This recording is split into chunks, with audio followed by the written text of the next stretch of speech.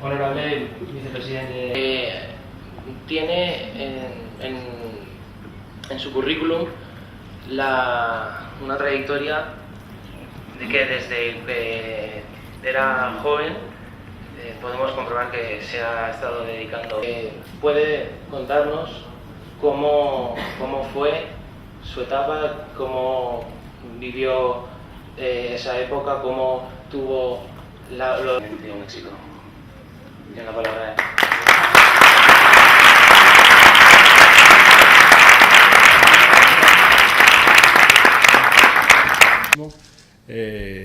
Que en España hemos sufrido en los últimos años y que, bueno, quizás 4, porque hoy ya no nos acordamos del Grapo, pero es una realidad que está ahí y que también a lo mejor conviene hablar un poco del Grapo. El terrorismo de ETA, unas pocas cosas del Grapo, el terrorismo islámico y el terrorismo que ha venido a llamarse terrorismo de Estado, que es un poco pues todo el planteamiento de la etapa GAL y de alguna cosa que de allí se ha desprendido y que algunos pues siguen a veces haciendo cosas que no es lo más correcto. Bien, entonces, si os parece, podemos comenzar en cuál es el planteamiento de ETA. Yo creo que seguro que las distintas personalidades que me han precedido aquí, pues habrán entrado en detalles, en temas de ETA, pero yo puedo contaros mi experiencia personal y así pues es más directo, ¿no? Cuando yo llegué a la Dirección General de la Policía, yo conocía de ETA relativamente poco. Conocía de ETA, yo fui concejal de policía del Ayuntamiento de Valencia entre el año 91 y el año 96 y la jefatura de policía local, su despacho estaba relativamente muy cerca de aquí, que es donde ahora está el Hotel Westin, delante de Tabacalera. Estando en el despacho un día, pasa un secretario y escucho en la emisora que estábamos en directo, que había habido un atentado y que habían muerto a un profesor de esta universidad, pues a escasos metros de aquí, que fue al profesor Broseta. Claro, de ahí aquí, con un coche de policía, costó de llegar 3 minutos, como pueden ver. Y entonces, pues llegué cuando alrededor del profesor Broseta todavía nos habían puesto las cintas clásicas para que la gente no se acercaba, ni había nadie todavía tapado el cadáver. Lo cual esa fue la primera imagen que vi yo de un asesinato de ETA, el cual a uno le deja aquello como muy, muy frío, no sabes cómo responder. Bien, os cuento el primero, y no se trata de que os vaya delatando pues la cantidad de entierros o de cantidad de hechos de policías, de guardias civiles, de personal de cualquier condición que a lo largo de esos largos años de mi vida relacionado con la policía tuve que asistir, ¿no?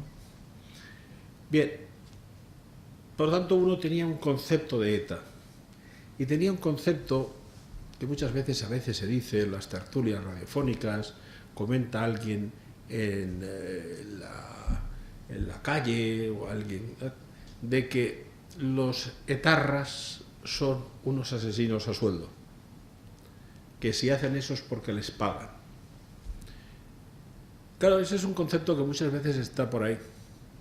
Y cuando uno está ya viendo aquello, te das cuenta de que no es eso así.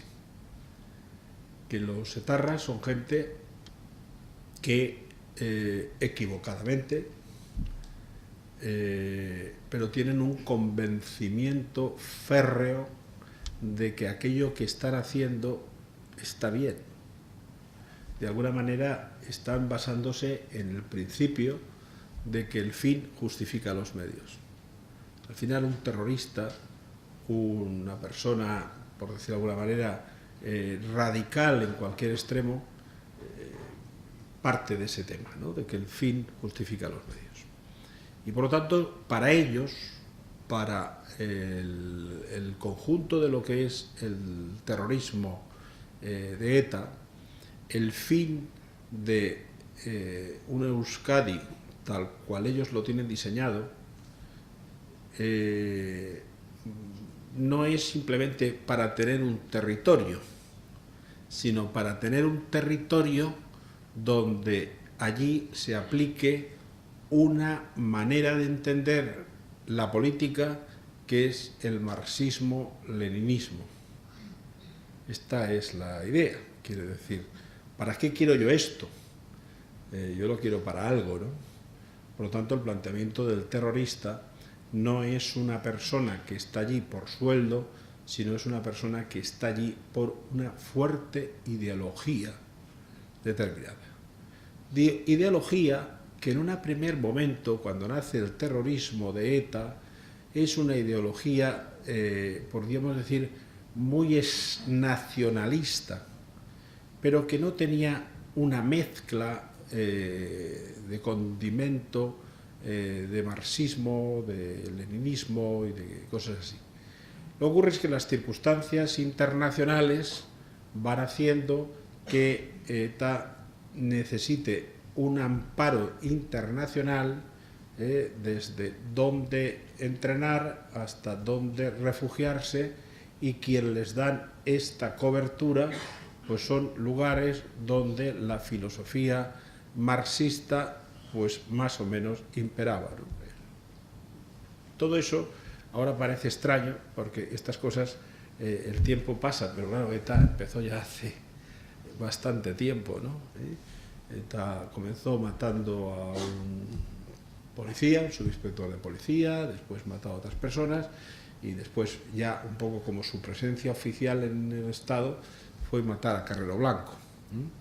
Pero bien, este planteamiento hace que, por la defensa de esa ideología, en los movimientos radicales de gente joven, nace el meollo, nace el caldo de cultivo para una persona comenzar a hacer cualquier acto violento que esté en contra de las fuerzas de ocupación, que para ellos es las fuerzas y cuerpos de seguridad del Estado, el ejército y hasta, en algún caso, un partido político, en el País Vasco. Y entonces eso lo expresan en quema de autobuses, en quema de contenedores, yo creo que si aquí ha estado Gocho de Mora y ha estado alguna otra persona, pues ha hablado un poco de las estrategias dentro del mundo de la universidad, por lo tanto, bueno, pues no es necesario que yo entre ahí, pero crean una infraestructura, y una infraestructura, por eso os cuento, desde la base. La infraestructura desde la base es cómo crear un movimiento juvenil capaz de organizar a aquellos que por ideología, por familia, por cualquier hecho, sean capaces de estar en contra de la ocupación del Estado español en Euskal Herria. Y ese es el primer paso. Entonces, todo ese movimiento juvenil, se montan unos lugares de encuentro, entre comillas, unos casales falleros, que es un poco lo que vinieron a llamarse las serricotabernas. Bien, y eso con mucha capacidad de convocatoria. Antes de llegar yo a la policía, yo llegué a la Dirección General de la Policía en el 96, si no recuerdo mal, creo que fue en el año 94, 95, hubo una gran concentración en el verano de estos movimientos radicales impulsados por el movimiento de jóvenes cachorros, como se suele decir por algún autor, en Pau, en Francia, donde acudieron más de 10.000 personas. 10.000 personas no solamente del País Vasco, sino mayoritariamente del País Vasco, pero también de la Comunidad Valenciana, de distintos lugares, 10.000 personas de vuestra edad, de esa mayoría de gente de la edad que estáis aquí, ¿no? Bien, quiero decir, era de alguna manera un planteamiento que nace desde la base. Yo recuerdo en una ocasión, en un hecho concreto, había un profesor en Navarra, en un instituto, que, bueno, pues que entre los jóvenes le llamaban el viejo, y que entonces aquel era el que de alguna manera organizaba las actividades de la Cale Borroca en Navarra. Aquel iba invitando a algunos alumnos suyos de los institutos y estos a la vez a otros para poder desarrollar pues el viernes por la noche o la quema de contenedores o la rotura de cristales o lo que fuese. A una de las personas que se detuvo, algún joven de aquellos haciendo una barbarie de este estilo, pues le encontró en su mochila, por decirlo de alguna manera, como el listado de actividades que él había realizado, a cuál de todas más violenta. Aquella era como su carta de presentación para que la banda lo admitiera. Bien, ese es un poco el primer escalón, ¿no? La gente que se incorpora a ETA. El planteamiento es que de todos aquellos que tiraban piedras o que quemaban contenedores, habían algunos de ellos que tenían, como en cualquier grupo humano, ¿no? Pues siempre alguien que hace de lidercito.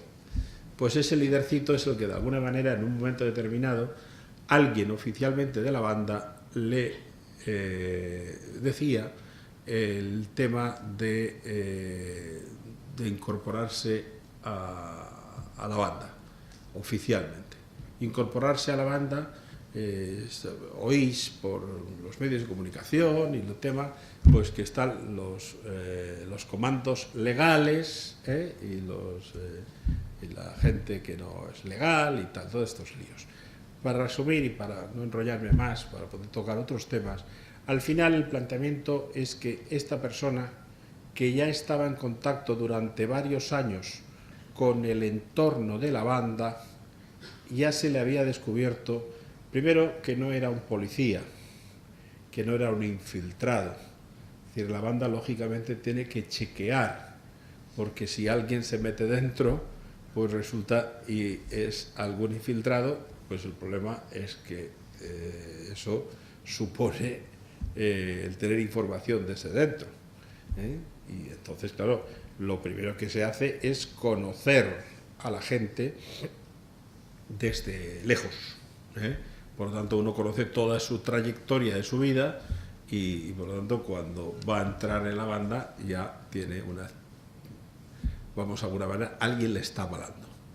Esta persona que entra entonces en la banda, normalmente los sitios de preparación, pues en un momento determinado fueron Argel, en otro, generalmente Francia, quiere decir. Francia, en algunos libros o en algunas cosas, ha sido el santuario de ETA históricamente. Quiere decir, Francia está a un paso del País Vasco y por lo tanto el planteamiento de estar en Francia era la manera de estructurarse con toda facilidad. ¿Qué hacía ese joven? Pues generalmente irse a Francia. Y en Francia...